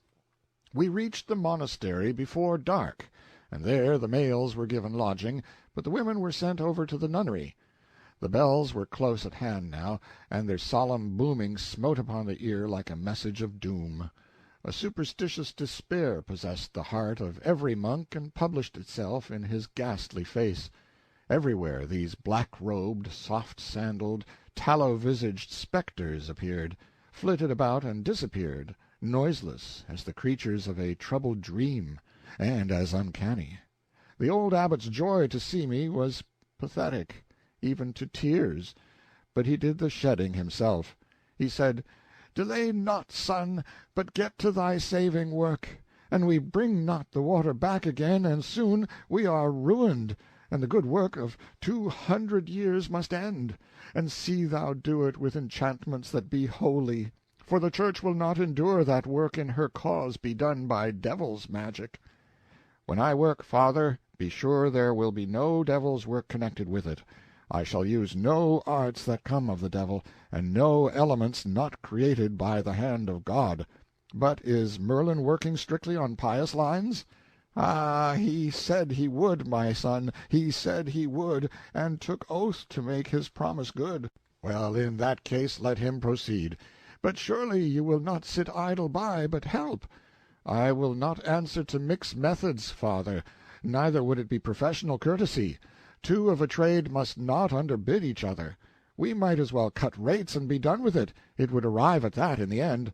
Merlin has the contract. No other magician can touch it till he throws it up." "But I will take it from him. It is a terrible emergency, and the act is thereby justified. And if it were not so, who will give law to the Church? The Church giveth law to all, and what she wills to do, that she may do, hurt whom it may. I will take it from him. You shall begin upon the moment." "It may not be, father. No doubt, as you say, where power is supreme, one can do as one likes and suffer no injury. But we poor magicians are not so situated." Merlin is a very good magician, in a small way, and has quite a neat provincial reputation.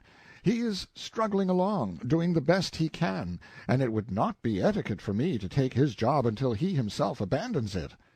The abbot's face lighted. "Ah, that is simple. There are ways to persuade him to abandon it." "No, no, father, it skills not, as these people say.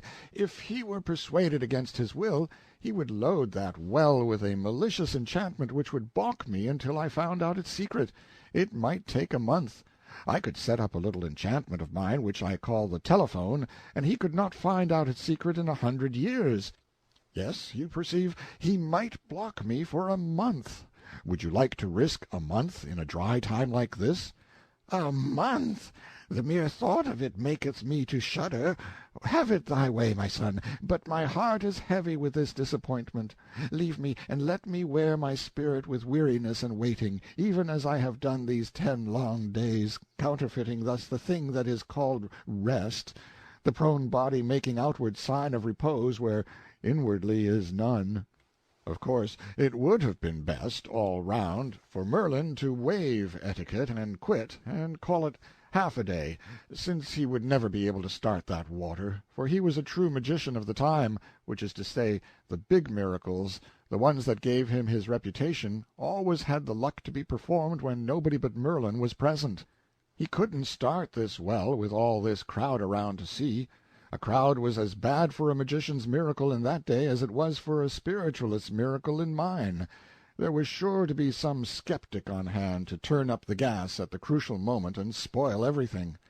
But I did not want Merlin to retire from the job until I was ready to take hold of it effectively myself, and I could not do that until I got my things from Camelot, and that would take 2 or 3 days.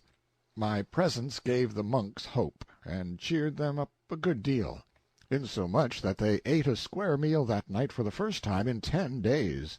As soon as their stomachs had been properly reinforced with food, their spirits began to rise fast.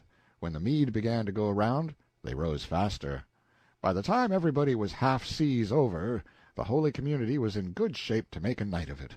So we stayed by the board and put it through on that line. Matters got to be very jolly.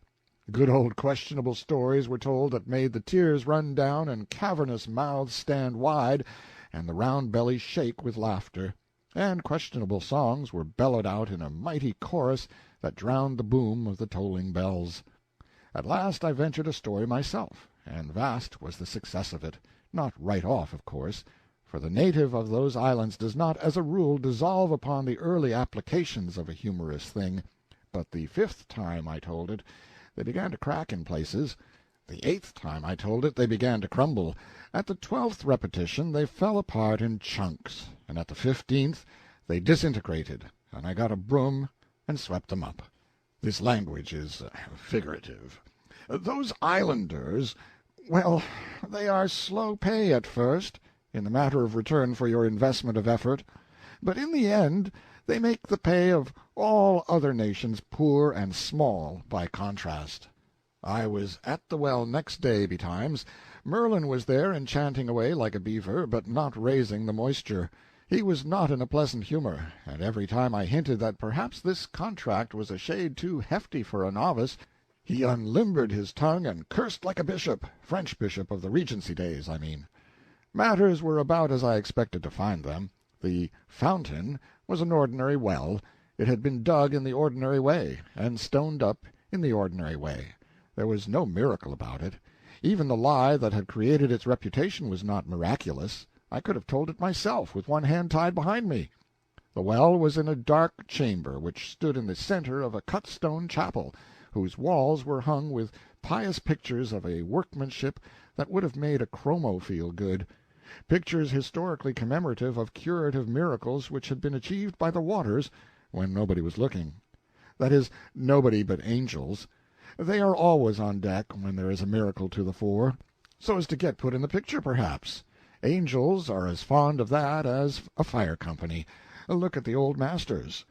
The well-chamber was dimly lighted by lamps. The water was drawn with a windlass and chain by monks, and poured into troughs which delivered it into stone reservoirs outside in the chapel, when there was water to draw, I mean. and none but monks could enter the well chamber. I entered it, for I had temporary authority to do so, by courtesy of my professional brother and subordinate. But he hadn't entered it himself. He did everything by incantation. He never worked his intellect. If he had stepped in there and used his eyes instead of his disordered mind, he could have cured the well by natural means, and then turned it into a miracle in the customary way. But no, he was an old numbskull, a magician who believed in his own magic, and no magician can thrive who is handicapped with a superstition like that. I had an idea that the well had sprung a leak, that some of the wall stones near the bottom had fallen and exposed fissures that allowed the water to escape. I measured the chain, 98 feet. Then I called in a couple of monks, locked the door, took a candle, and made them lower me in the bucket. When the chain was all paid out, the candle confirmed my suspicion. A considerable section of the wall was gone, exposing a good big fissure. I almost regretted that my theory about the well's trouble was correct, because I had another one that had a showy point or two about it for a miracle. I remembered that in America, many centuries later, when an oil well ceased to flow, they used to blast it out with a dynamite torpedo. If I should find this well dry and no explanation of it, I could astonish these people most nobly by having a person of no especial value drop a dynamite bomb into it. It was my idea to appoint Merlin. However, it was plain that there was no occasion for the bomb. One cannot have everything the way he would like it. A man has no business to be depressed by a disappointment, anyway. He ought to make up his mind to get even. That is what I did. I said to myself, I am in no hurry. I can wait. That bomb will come good yet. And it did, too. When I was above ground again, I turned out the monks and let down a fish line. The well was 150 feet deep, and there was 41 feet of water in it. I called in a monk and asked, How deep is the well? That, sir, I wit not, having never been told. How does the water usually stand in it? Near to the top these 2 centuries, as the testimony goeth, brought down to us through our predecessors. It was true, as to recent times at least, for there was witness to it, and better witness than a monk. Only about 20 or 30 feet of the chain showed wear and use. The rest of it was unworn and rusty. What had happened when the well gave out that other time? Without doubt some practical person had come along and mended the leak, and then had come up and told the abbot he had discovered by divination that if the sinful bath were destroyed the well would flow again. The leak had befallen again now, and these children would have prayed and processioned and tolled their bells for heavenly succor till they all dried up and blew away, and no innocent of them all would ever have thought to drop a fish-line into the well, or go down in it and find out what was really the matter. Old habit of mind is one of the toughest things to get away from in the world. It transmits itself like physical form and feature, and for a man, in those days, to have had an idea that his ancestors hadn't had would have brought him under suspicion of being illegitimate. I said to the monk, It is a difficult miracle to restore water in a dry well, but we will try, if my brother Merlin fails. Brother Merlin is a very passable artist, but only in the parlor magic line, and he may not succeed, in fact, is not likely to succeed, but that should be nothing to his discredit. The man that can do this kind of miracle knows enough to keep hotel. Hotel? I mind not to have heard. Of hotel? It's what you call hostel. The man that can do this miracle can keep hostel.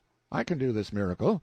I shall do this miracle. Yet I do not try to conceal from you that it is a miracle to tax the occult powers to the last strain. None knoweth that truth better than the brotherhood, indeed, for it is of record that aforetime it was parlous difficult, and took a year. Natheless, God send you good success, and to that end will we pray. As a matter of business, it was a good idea to get the notion around that the thing was difficult. Many a small thing has been made large by the right kind of advertising. That monk was filled up with the difficulty of this enterprise. He would fill up the others. In 2 days the solicitude would be booming. On my way home at noon I met Sandy. She had been sampling the hermits. I said, I would like to do that myself. This is Wednesday. Is there a matinee? A which, please you, sir? Matinee. Do they keep open afternoons? Who? The hermits, of course. Keep open? Yes, keep open. Isn't that plain enough? Do they knock off at noon? Knock off? Knock off? Yes, knock off. What is the matter with knock off? I never saw such a dunderhead. Can't you understand anything at all? In plain terms, do they shut up shop, draw the game, bank the fires? Shut up shop, draw? There, never mind, let it go. You make me tired. You can't seem to understand the simplest thing. I would I might please thee, sir, and it is to me dole and sorrow that I fail, albeit sith I am but a simple damsel, and taught of none, being from the cradle unbaptized in those deep waters of learning that do anoint with a sovereignty him that partaketh of that most noble sacrament, investing him with reverend state to the mental eye of the humble mortal who, by bar and lack of that great consecration, seeth in his own unlearned estate but a symbol of that other sort of lack and loss, which men do publish to the pitying eye with sackcloth trappings whereon the ashes of grief do lie bepowdered and bestrewn, and so, when such shall in the darkness of his mind encounter these golden phrases of high mystery, these shut up shops, and draw the game, and bank the fires, it is but by the grace of God that he burst not for envy of the mind that can beget, and tongue that can deliver so great and mellow-sounding miracles of speech. And if there do in sooth confusion in that humbler mind, and failure to divine the meanings of these wonders, then if so be this miscomprehension is not vain but sooth and true, wit ye well it is the very substance of worshipful dear homage, and may not lightly be misprized, nor had been, and ye had noted this complexion of mood and mind, and understood that I would I could not, and that I could not I might not, nor yet nor might nor could, nor might not nor could not, might be by advantage turned to the desired would. And so I pray you mercy of my fault, and that ye will of your kindness and your charity forgive it, good my master and most dear lord. I couldn't make it all out, that is, the details, but I got the general idea, and enough of it, too, to be ashamed. It was not fair to spring those 19th-century technicalities upon the untutored infant of the 6th, and then rail at her because she couldn't get their drift. And when she was making the honest best drive at it she could, too, and no fault of hers that she couldn't fetch the home plate. And so I apologized. Then we meandered pleasantly away toward the hermit holes in sociable converse together, and better friends than ever. I was gradually coming to have a mysterious and shuddery reverence for this girl. Nowadays, whenever she pulled out from the station and got her train fairly started on one of those horizonless transcontinental sentences of hers, it was borne in upon me that I was standing in the awful presence of the mother of the German language. I was so impressed with this that sometimes when she began to empty one of these sentences on me I unconsciously took the very attitude of reverence, and stood uncovered, and if words had been water I had been drowned sure. She had exactly the German way. Whatever was in her mind to be delivered, whether a mere remark or a sermon or a cyclopedia or the history of a war, she would get it into a single sentence or die. Whenever the literary German dives into a sentence, that is the last you are going to see of him till he emerges on the other side of his Atlantic with his verb in his mouth. We drifted from hermit to hermit all the afternoon. It was a most strange menagerie. The chief emulation among them seemed to be to see which could manage to be the uncleanest and most prosperous with vermin. Their manner and attitudes were the last expression of complacent self-righteousness. It was one anchorite's pride to lie naked in the mud and let the insects bite him and blister him unmolested. It was another's to lean against a rock all day long, conspicuous to the admiration of the throng of pilgrims, and pray. It was another's to go naked and crawl around on all fours. It was another's to drag about with him, year in and year out, 80 pounds of iron. It was another's to never lie down when he slept, but to stand among the thorn-bushes and snore when there were pilgrims around to look. A woman who had the white hair of age, and no other apparel, was black from crown to heel with 47 years of holy abstinence from water. Groups of gazing pilgrims stood around all and every of these strange objects, lost in reverent wonder, and envious of the fleckless sanctity which these pious austerities had won for them from an exacting heaven. By and by we went to see one of the supremely great ones. He was a mighty celebrity. His fame had penetrated all Christendom. The noble and the renowned journeyed from the remotest lands on the globe to pay him reverence. His stand was in the center of the widest part of the valley, and it took all that space to hold his crowds. His stand was a pillar 60 feet high, with a broad platform on top of it. He was now doing what he had been doing every day for 20 years up there, bowing his body ceaselessly and rapidly almost to his feet. It was his way of praying. I timed him with a stop-watch, and he made 1,244 revolutions in 24 minutes and 46 seconds. It seemed a pity to have all this power going to waste. It was one of the most useful motions in mechanics, the pedal movement, so I made a note in my memorandum book, proposing some day to apply a system of elastic cords to him and run a sewing machine with it. I afterward carried out that scheme and got 5 years' good service out of him, in which time he turned out upward of 18,000 first-rate tow linen shirts, which was 10 a day. I worked him Sundays and all. He was going Sundays, the same as weekdays, and it was no use to waste the power. These shirts cost me nothing, but just the mere trifle for the materials. I furnished those myself. It would not have been right to make him do that, and they sold like smoke to pilgrims at $1.50 apiece, which was the price of 50 cows or a blooded racehorse in Arthurdom. They were regarded as a perfect protection against sin, and advertised as such by my knights everywhere with the paint-pot and stencil-plate, insomuch that there was not a cliff or boulder or a dead wall in England but you could read on it at a mile distance, "Buy the only genuine St. Stylite, patronized by the nobility, patent applied for." There was more money in the business than one knew what to do with. As it extended, I brought out a line of goods suitable for kings, and a nobby thing for duchesses and that sort, with ruffles down the forehatch, and the running gear clewed up with a feather stitch to the leeward, and then hauled aft with a backstay, and triced up with a half-turn in the standing rigging forward of the weather gaskets. Yes, it was a daisy. But about that time I noticed that the motive power had taken to standing on one leg. I found that there was something the matter with the other one. So I stocked the business and unloaded, taking Sir Bors de Ganis into camp financially along with certain of his friends, for the work stopped within a year, and the good saint got him to his rest. But he had earned it, I can say that for him. When I saw him that first time, however, his personal condition will not quite bear description here. You can read it in the Lives of the Saints. Note: all the details concerning the hermits in this chapter are from Lecky, but greatly modified.